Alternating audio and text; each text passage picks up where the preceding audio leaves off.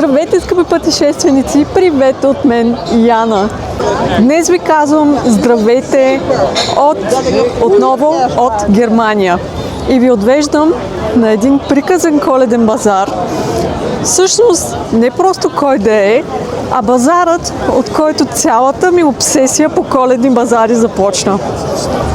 Привет от Ахенския коледен базар!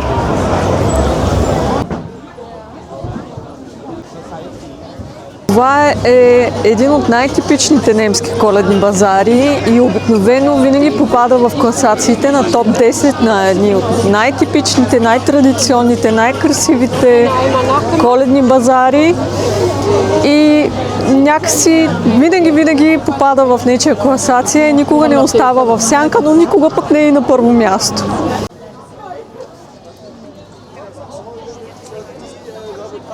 Базарът се намира точно в сърцето на града, до историческата община, която все още е действаща община.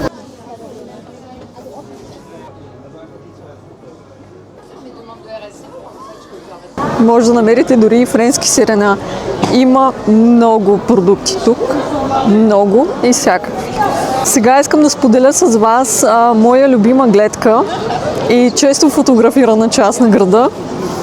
Но ако попаднете тук, мястото се казва Качхоф. И сега ще ви обърна камерата, за да ви покажа красотата.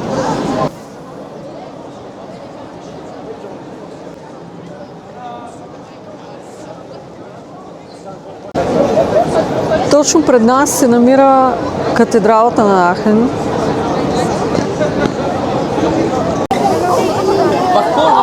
Има много туристи, днес е петък, но понеже още няма 5 часа и обичайно хората са на работа все още, няма тая типична гъчканица, която е обикновено за този базар.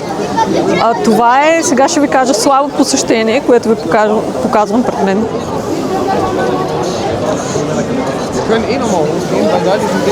В момента има предимно туристи. Базарът се посещава от много хора от цял свят. От Америка до Канада, Австралия, Азия, от всякъде. Буквално от цял свят. Освен туристите, пазарът е често посещаван и от местните, като тук се празнуват и фирмени партита много често. Градът е студентски, има и студентски събирания. И просто семейства, хора от града и от региона, които идват за малко коледно настроение.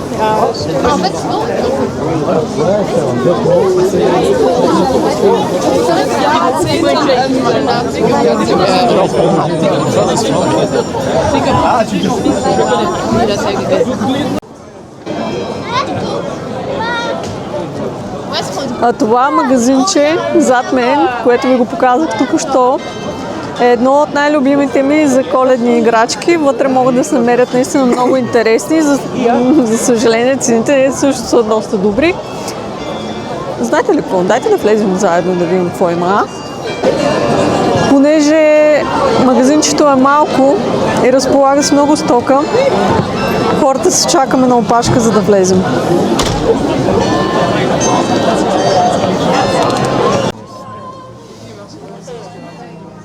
Така, вътре беше забранено да снимам, затова не снимах, но да ви дам една кратка информация, че примерно един лешник отрошач около 20 см струва 65 евро, дървен. Има и лешник отрошачи, които са по-малки, около 10 см и се закачат на елхата. Те бяха около 12 евро. Така че подгответе се за такива цени. Според мен никак не са ефтини, но пък са интересни, наистина хубави играчки. Така че, ако ви е по джоба, защо не? Аз лично съм си купувала няколко пъти от тук и съм много доволна. Наистина са красиви играчките и много добра изработка и много добро качество. Добре, ами продължаваме напред. Какво ще кажете?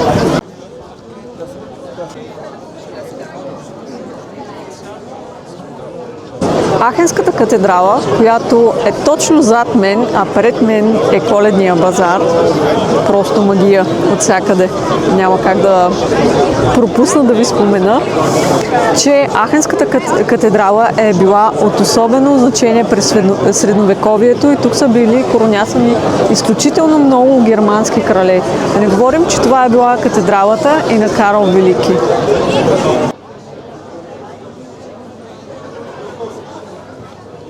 Градът е с изключително богата история и самия факт, че Коледния базар се намира на централно историческо място, сам по себе си говори колко е красиво.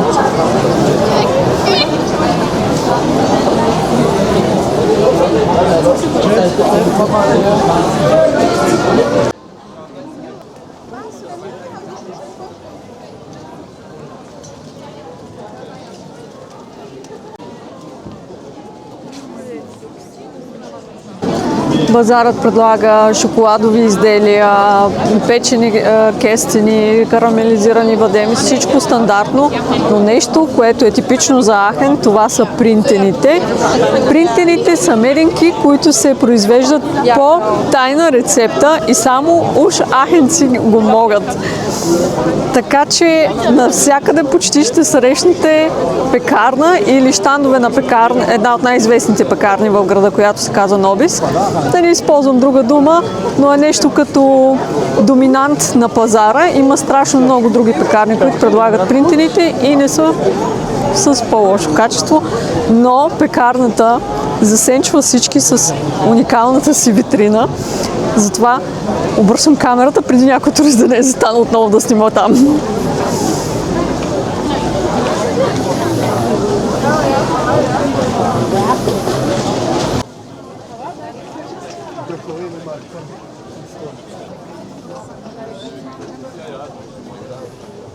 Всеки се спира на тази витрина, за да разгледа красотата й. Всичко това е направено, тази композиция от принтени. И те се предлагат и се продават на всичкото отгоре. Ако си търсите едни от най-красивите чашки за греяно вино, не пропускайте Хексенхоф. Чашките са във формата на бутуши, съответно името на града и годината.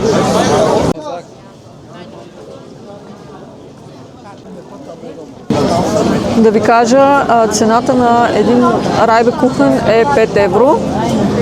Има щанд Малката Франция, от който може да си купите местни продукти. Местни, имам предвид продукти от месо.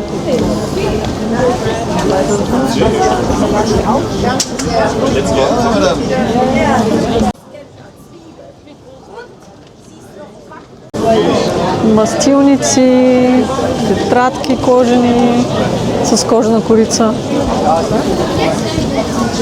Принтен штолен. Except for the butter at our markets. I don't see the.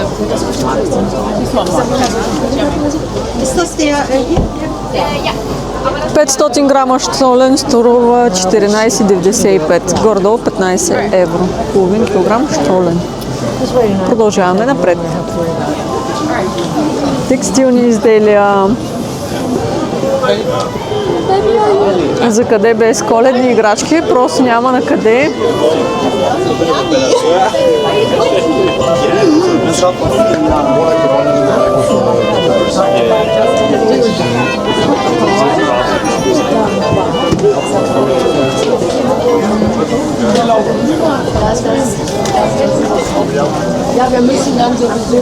Вълнените играчки струваха около 6 евро, 6,95, 5,95.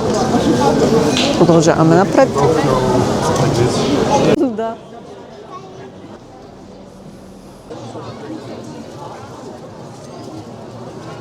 Една чашка или бутушче може да имате за 4 евро с вещица вътре, защото се намираме в Хексенхоф. Хекс е вещица, Хоф е дворно пространство, може да е закрито пространство. Да речем двора на вещиците, мястото на вещиците. Когато е с вещица, струва 7 евро, а когато е с 100 грама бадеми е 8,50.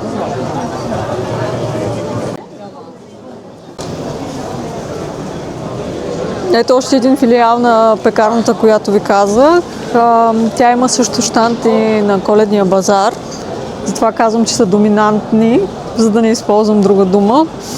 Но има най-различни разфасовки за принтени, така че може да си вземете от 4,10 до много повече. Една стандартна опаковка е около 14,50. Има на достъпни и не много достъпни цени, така че това е нещо, което ви съветвам определено да опитате. Дали от тази пекарна или от някоя друга, няма никакво значение.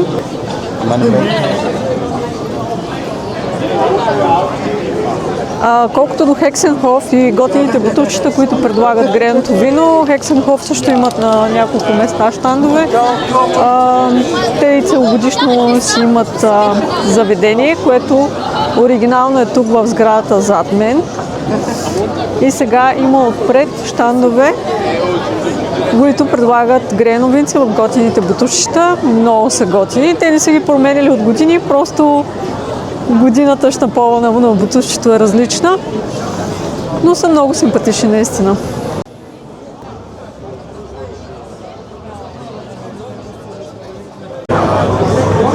Ето тази порция панирана риба с хлебче и сос ми струваше 8 евро.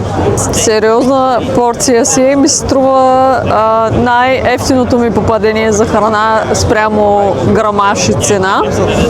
Дали е вкусно? Предстои да видим. Леле, сосче. Гореща е. Нищо особено. Има вкусна панирана риба. Не е никак лоша, нали? Но не е и вау вкус. Ама за 8 евро не мога да се оплача, честно. На коледните базари се разкрива едва, когато падне мрак.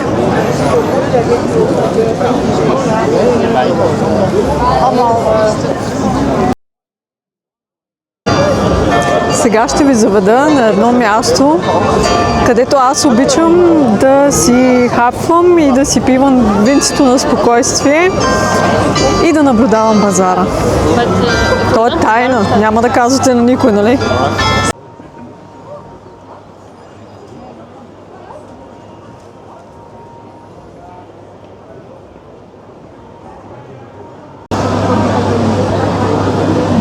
Представете си няколко века назад. Този площад. Имало е базар. Коледен. Много по-различен от този, който виждате в момента. Продавали са кожи, добитък, бижута, изработени от материали, намиращи се в региона. Топли дрехи, обувки. Пъти по-различни от сегашните, които познаваме. И точно коледния базар е било разрешено посещението му и от селяни и обикновени граждани. Какво е било тогава и как изглежда сега?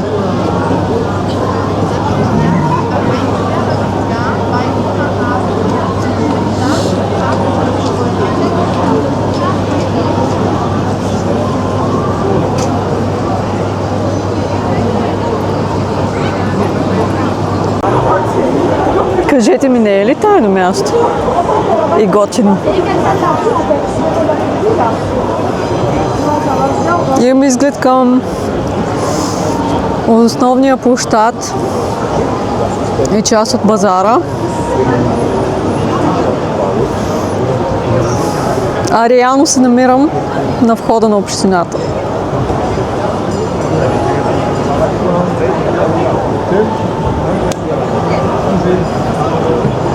Тук също доста туристи си правят снимки, така че научили са ми място.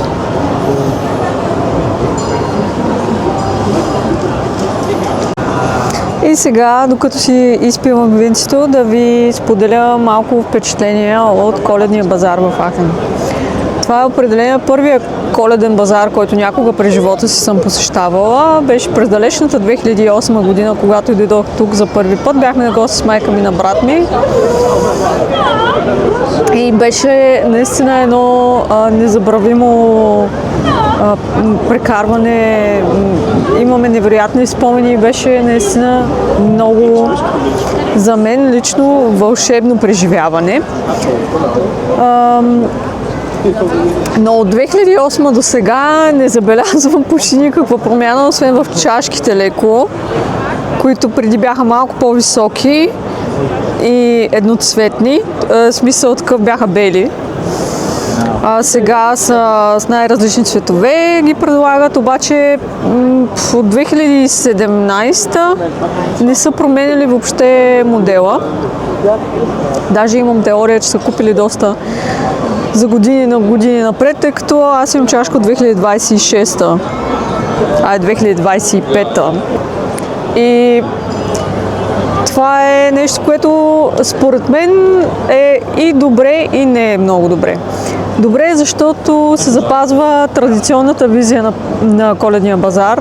Не е добре, защото е абсолютно едно и също всяка година. За малки деца някакси ми се струва неподходящо, защото няма никакво развлечение за децата. Няма ръчно изработени играчки. И това е според мен нещо, което му липсва на този пазар. За разлика от базара в замъка, който ви показах, това е наистина най-красивия коледен базар, плюс атмосфера, на който съм била. Но тук Ахен винаги ще ме остане в сърцето. Коледният базар също е страшно красив, нали? Не искам въобще да ме насторям срещу него, просто си казвам, нали, моя опит и моето лично мнение през годините, които съм натрупала и от посещението ми тук. И ето, аз пак съм тук и пак ще дойда. А самия факт, че се намира около историческата община, около катедралата, покрай които мога да ви разкажа страшно много легенди, но ми трябва цял един ден да ви разходя из града и да ви разкажа за неговата история и за легендите градските. Така че Ахен е малко като Мастрихт, по което време на годината го посетите, няма да сбъркате. Все пак Ахен ме привлече да мечтая, да искам да се преместя тук, да живея тук, и аз съм тук и живея тук, в региона, вече не в града. И съм изключително щастлива, че съм сбъднала тази мечта. Но днешния фокус е коледния базар и мисля, че трябва да бъда честна, въпреки че страшно много го харесвам. Най-красивото място, на което сме ходили двамата, е замъкът Мероде.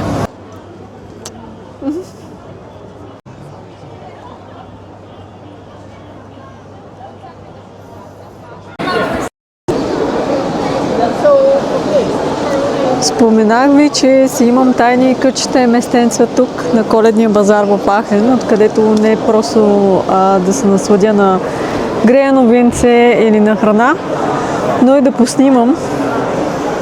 И само ще ви покажа, че аз съм абсолютно самичка. Но няма да издавате къде е място.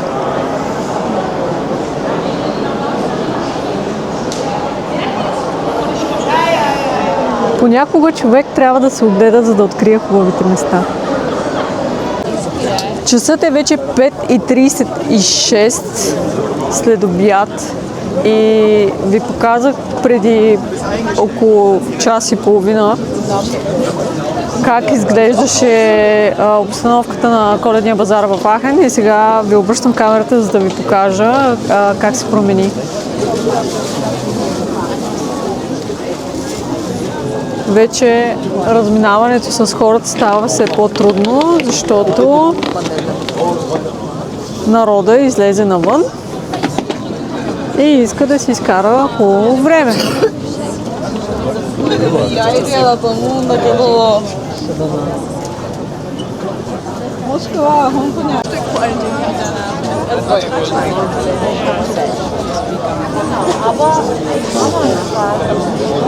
Току-що открих един щанд, на който се продават най-различни стоки, чаши, чинийки, подложки за чаши, тениски с думи на местния диалект. Думи и изрази на местния диалект. И един от изразите е "О, банан". Най-често е възклицание за неприятна изненада, но това е наистина много характерно и типично. И е нещо уникално, което може да си вземете от Ахен.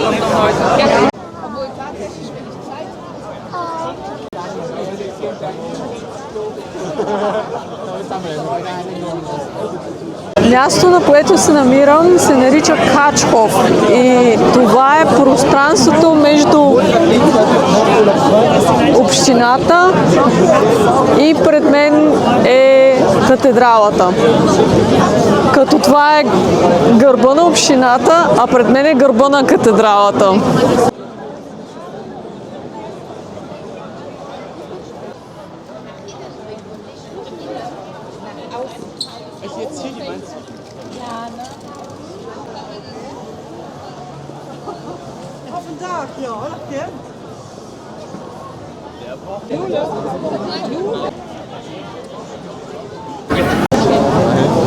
Тук се намира моята любима пекарна, казва се Мос, и тук единствено може да намерите така наречения принтен брод или хляб, принтен хляб, защото не е от принтени, но е с подобен вкус. Бях го публикувала във Фейсбук. Невероятен е, това е нещо уникално. Наистина няма къде да го намерите, освен тук. Не правя реклама, просто ви казвам коя ми е любимата пекарна и какво може да намерите тук. Това е наистина уникален хляб. Той може да го закупите само по това време на година, т.е. в края на ноември до Коледа. След това край, цяла година не го правят. Само в тази пекарна. За да ви ориентирам малко по-добре къде се намира, както ви казах, доминанта на пазара на Обис е срещу нея. Просто отсреща се намира и друга пекарна. Има много пекарни, но само тук предлагат принтен брод. Много е вкусен. Мога ви го препоръчам с две ръце. Чао и до след малко.